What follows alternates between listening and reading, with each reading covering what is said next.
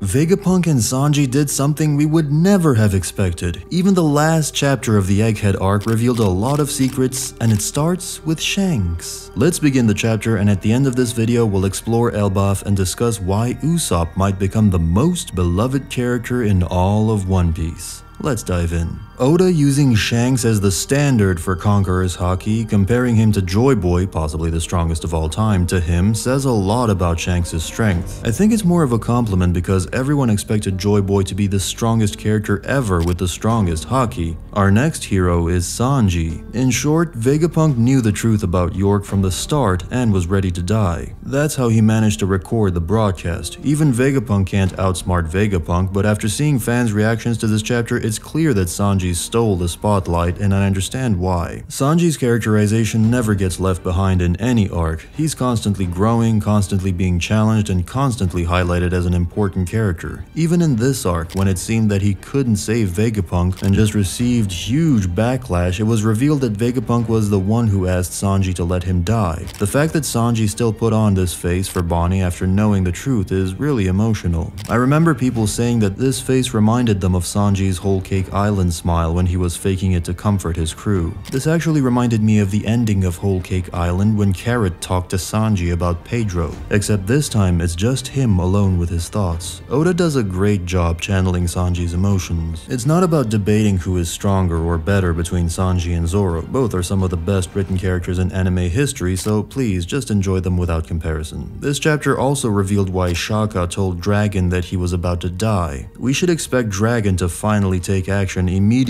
after this fact. Dragon is likely waiting for the Gods Knights to make their move before the Revolutionary Army strikes. We also know that the revolutionaries caused the food supply problem at Marijois, so I believe the Celestial Dragons, guarded by the Holy Knights, will conduct another hunting game to steal resources from a country and temporarily solve their food shortage. This will provide the Revolutionary Army with the opportunity to take out the Holy Knights. Maybe this was their plan all along. In this chapter, we also saw Luffy thanking the Iron Giant. We can clearly see a big X on his back, which reminds me of Vivi and the Straw Hats' goodbye at Alabasta. Then Luffy went back to his wrinkled form. The fact that he's always resting on Nami's lap while in his most vulnerable state is something we must pay attention to. On the other hand, Nami is always the happiest when Luffy returns safe and sound. Even in this panel, she's very worried about the side effects of Gear 5. Oda revealed a Cloud Loft technology which can create artificial island clouds created by Vegapunk. This is not just a random panel. Why would Oda show us something like this after Vegapunk's death if he isn't going to use it in the near future? I'm convinced that Joy Boy's plan during the Void Century was to save people from sinking by creating sky islands with those clouds, similar to how he created those walls to protect Wano. A machine that creates cloud islands means Nami hype. Interestingly, none of the Vegapunks have seen Nami's climb attacks to comment on it. Maybe Lilith will reveal something useful after seeing it. Another thing connected to Nami is Weatheria. The return of this island is imminent. The Haki Knot was another confirmation that Oda remembers Weatheria and will bring it back soon. Could Burka, home of Herodas, have held the key to the ancient cloud creating technology? I hope we'll find the answer soon. The chapter ends with the Giants and Usopp being happy to go to Elbaf. Let's summarize Egghead. Egghead had one of the best beginnings and probably the best mid-part ever, but the ending wasn't as strong as many of us expected. I'm still upset that no one had a good fight throughout Egghead, and we still don't know how Robin got her scars or why she was sleeping while all the other Straw Hats were in serious danger. There are other questions as well, like how Kuma survived everything and still remains alive, who fed Luffy, and more. But for me, the biggest disappointment by far is Kizaru. And it's not because he didn't have a change of heart and helped the Straw Hats all of a sudden, but because despite all the emotional things he witnessed, he still couldn't make up his mind and decide what side he was on. He's still a cog in the machine, not an individual person. For me, it would have been better if he chose to be a bad guy rather than just lay on a ship for 20 chapters. But despite all the disappointment, I still have a little bit of hope that he might actually kill Saturn, because I believe Saturn will die. There must be a reason why Oda made all the other Gorosei go back to Marijois and left Saturn at Egghead. Also, Katarina Devon's panel raises a lot of questions about how or when she will use that power. Egghead is said to have had a major incident. According to the editor, something specific is about to happen, a major twist. Since Joy Boy's haki cancelled the Gorosei's powers, one can imagine that the connection between Saturn and the Gorosei is also broken. This means that the Gorosei have no connection to Saturn and cannot see what is happening. All the vice admirals and 30,000 soldiers are on the ground knocked out. They cannot see what could happen now, which gives Kizaru free reign to kill Saturn without the Marines knowing about it. Since the Straw Hats are now sailing away but were on the island, Kizaru can easily blame them so he won't be labeled a traitor, and Luffy will be hunted more for killing a Gorosei. There are all the conditions that make it perfect for Kizaru to kill Saturn without suffering any consequences. We saw how angry he got on Sabaody after he couldn't accomplish his mission, capturing 500 random pirates. Now he must be even angrier, sadder, and suffering from serious emotional imbalance. Sentomaru nearly died, he had to kill Vegapunk, and he had to fight Bonnie and Kuma. These four seem to be his only friends. We saw how much fun he had during those 6 months when he was at Egghead. He even did a Nika pose. That means something. I don't think he's afraid of the consequences. Probably he's not thinking about that part at all. He just wants to take out all his anger on someone, and no one did more damage to Kizaru and his friends than Saturn. I also believe Kizaru will quit the world government and most likely hates them now. At the beginning of the arc, Saturn also said how important it is not to damage the Mother Flame. Although Vegapunk said that the island should not be destroyed, I can imagine that Kizaru will do that because he knows that the world government will only use it for evil purposes. The world government must not get the Mother Flame now or Imu will nuke everything. It's some kind of replica of Uranus, and we also have to see the real Uranus. We already saw what it's capable of, and it's enough for now. Of course, this theory has a very small chance of happening, but I think this would be the best ending for such an interesting character as Kizaru. Let's talk about Elbaf. This is clearly going to be Usopp's arc. Usopp is a character known for his cowardice, weakness, and feebleness, the traits that don't typically align with being a top-tier fighter. But it's precisely these fears and anxieties that keep him alive, and they awaken something within him that leads to moments of bravery and honor. This is why Usopp wishes to become a brave warrior like the giants. For him, it's about fully manifesting what's already inside, the ability to conquer his fears, anxiety, and cowardice, not by erasing them, but by using them in a way that benefits him.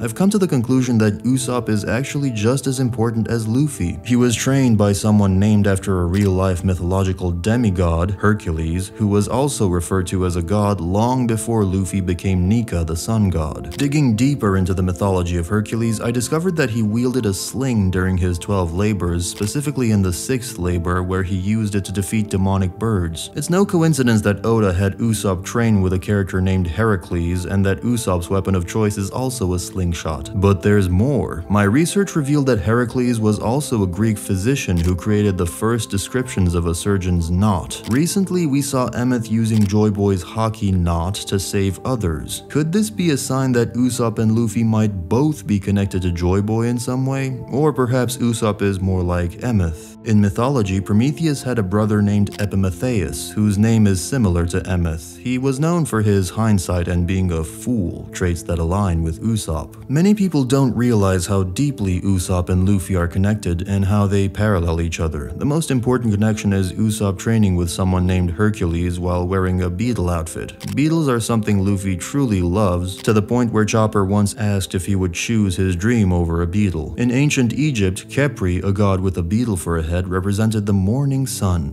First we had Emmet and Joy Boy, then Noland and Kalgara, followed by Shanks and Yasopp, and now Luffy and Usopp. The cycle continues, and sometimes the roles are reversed. In Elbaf, I believe we will see more of these parallels between Usopp and Luffy, both of whom share characteristics with Joy Boy. But more importantly, Usopp will finally have a fully fleshed out arc where he conquers his fears and uses them to become a brave warrior of the world. Usopp might even defeat Loki, which would parallel the story of David and Goliath. Usopp, whose lies often become truths, could face Loki, the god of mischief, using his slingshot just as David did. When I mentioned that Usopp might become the most beloved character, I didn't mean because of his strength or achievements. I believe that by conquering his fears, he will become far stronger. He already has observation haki, and he may awaken armament and conqueror's haki as well. There have been many hints that Usopp has the potential for king's haki. By unlocking this potential, Usopp will show us that there was always more to him than we realized, and that fear was the only thing holding him back. This could be an incredibly inspirational story for many people because in our daily lives everyone is afraid of something. Usopp will demonstrate that by overcoming fear we can unlock our true potential. Aside from Usopp, I'm sure that Elbaf will be one of the greatest arcs in One Piece. It has been mentioned 23 years ago for the first time, and I'm confident Oda has amazing plans for it. That's it for today. If you want to know more about what to expect from Elbaf, you can watch this video right here. Thanks for watching.